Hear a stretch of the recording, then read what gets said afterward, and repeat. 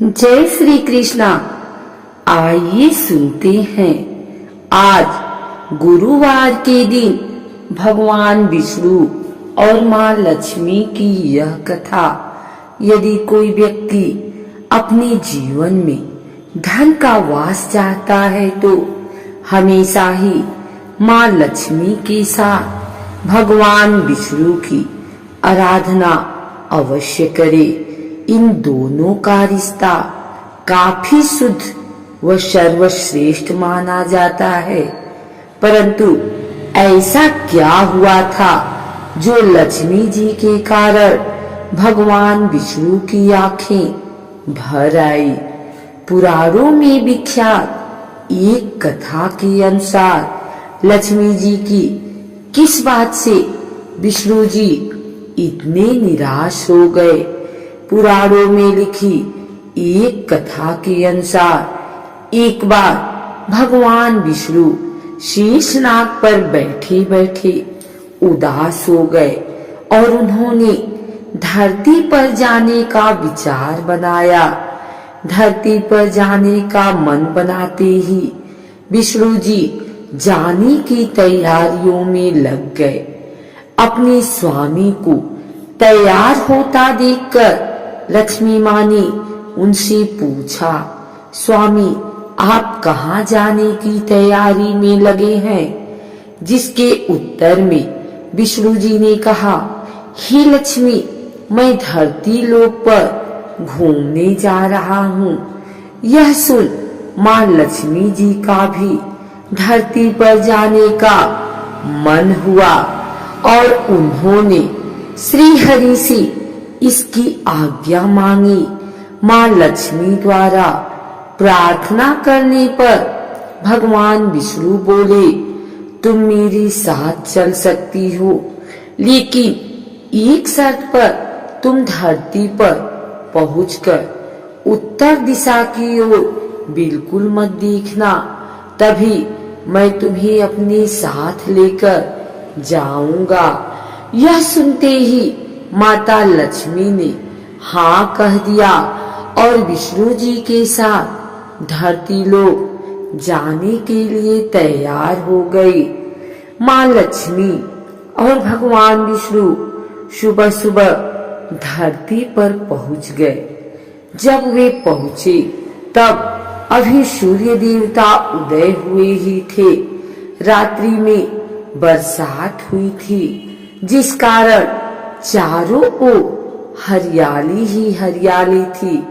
धरती बेहद सुंदर दिख रही थी, जिसके फलस्वरूप माँ लक्ष्मी मंत्र मुग्ध होकर धरती के चारों ओर देख रही थी और भूल गई कि पति को क्या वचन देकर आई हैं।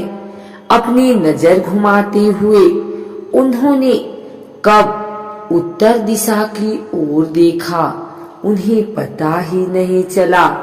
मन ही मन मुग्ध हुई माँ लक्ष्मी जी ने जब उत्तर दिशा की ओर देखा तो उन्हें एक सुंदर बगीचा नजर आया। उस ओर से भीनी भीनी खुशबू आ रही थी। बगीचे में बहुत ही सुंदर सुंदर फूल खिले थे। फूलों को देखते ही माँ लक्ष्मी बिना सोचे समझे उस खेत में चली गई और एक सुंदर सा फूल तोड़ लाई।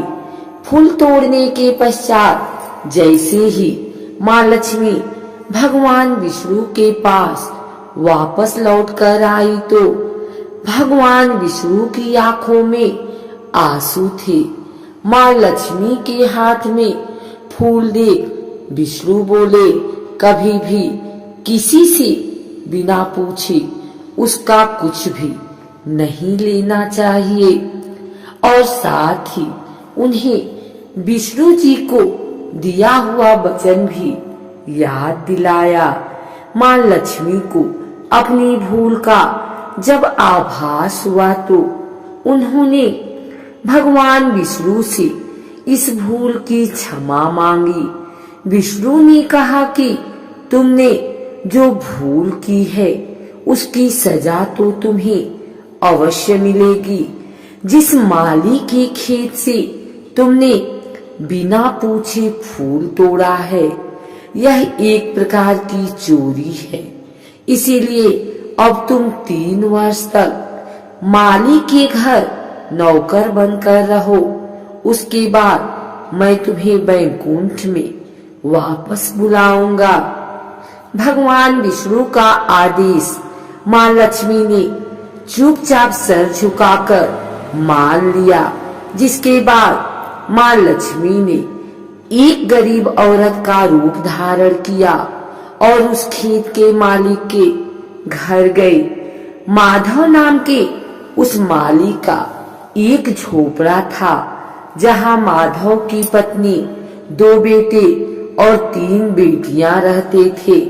माँ लक्ष्मी जब एक साधारण औरत बनकर माधव के झोपड़े पर गई तो माधव ने पूछा, बहन तुम कौन हो? तब माँ लक्ष्मी ने कहा, मैं एक गरीब औरत हूँ, मेरी देखभाल करने वाला कोई नहीं। मैंने कई दिनों से खाना भी नहीं खाया, मुझे कोई भी काम दे दो, मैं तुम्हारे घर का काम कर दूंगी और इसके बदले में आप मुझे अपने घर के एक कोने में आसरा दे दो। माधव बहुत ही अच्छे दिल का मालिक था, उसे दया आ गई, लेकिन उसने कहा, बहन मैं तो बहुत ही गरीब हूँ, मेरी कमाई से मेरे घर का खर्च काफी कठिनाई से चलता है, लेकिन अगर मेरी 3 की जगह 4 बेटियां होती तो भी मुझे गुजारा करना था। अगर तुम मेरी बेटी बनकर जैसा रूखा सूखा हम खाते हैं उसमें खुश रह सकती हो तो बेटी अंदर आ जाओ। माधव ने माँ लक्ष्मी को अपने झोपड़े में शरण दी और माँ लक्ष्मी 3 साल उस माधव के घर पर नौकरानी बनकर रही। कथा के अनुसार कहा जाता है कि जिस दिन माँ लक्ष्मी माधव के घर आई थी, उसके दूसरे ही दिन माधव को फूलों से इतनी आमदनी हुई कि शाम को उसने एक गाय खरीद ली।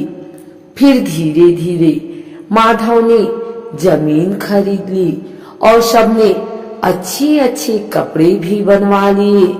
कुछ समय बाद माधव ने एक बड़ा पक्का घर भी बनवा लिया।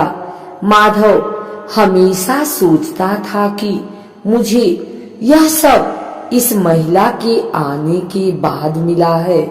इस बेटी के रूप में मेरी किस्मत आ गई है।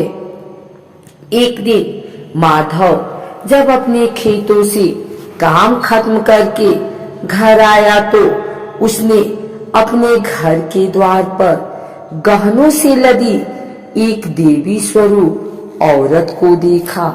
जब निकट गया तो उसे आभास हुआ कि यह तो मेरी मुंह बोली चौथी बेटी यानी वही औरत है।